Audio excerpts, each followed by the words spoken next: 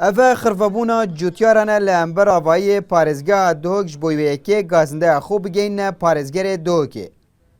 پارزگر دوگ جی نه بره و بیت دناوا اوان جوتیار نرازی دا کودا خازا مافین خود کن. وکیف جوتیارت بیشن گنمی ما مایه ده سرای داو جمن نای ورگرتن. اگر به ورگرتن جی و بتنه هفته جساده با.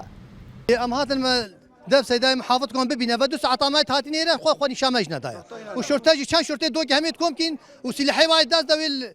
بتاتينا ام داعش هاتيني رقاتنا ام تاتين طلبه حقيقه ما مشكل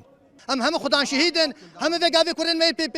سينجي جابيل بيت فيغافي داش مالام فيغافي سينجي بيش سينجي جابيدا محافظ ما نديت يا خوني شام انا دايا ما تفيدم ببينم بابو ابي جن خاليكا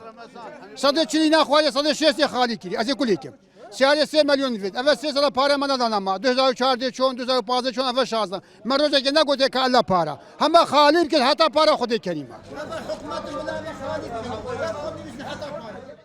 پشتی بورینا پترج سیدم جمیران جه چاورکرنه اش بویدیتنا پارزگری لدما یک جار چند کسا کن وکو نونرین وان جوتیاران چون لای پارزگر دوکیو ریجی نه داین کو کانالن رگاندنه داخویانیا پارزگه ورگرن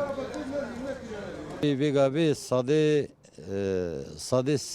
صاده هفته دیتا ورگرد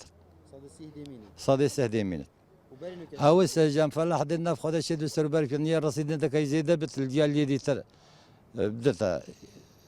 يدي بيت حسن كده وهي موجودين منتن بردوام هر سال جوتیاران گازنده هنه هم جه مانا واند سرای دا بو دمک دریجو هم جه ندانا پاره برهم جوتیاران که او جه ده دمک دایا هیانا 41 میلیارد دیناران حکومتا ناوندی لسال 2014 قردارا جوتیاران لسال 2015 جه 179 میلیارد دیناران قردارا جوتیارین هرما کردستانه اتنها دا جی داخازیا جوتیاران به تنه ورگرتنا گنم وایا نک پارا عبدالصمد ریکانی NRT دهوک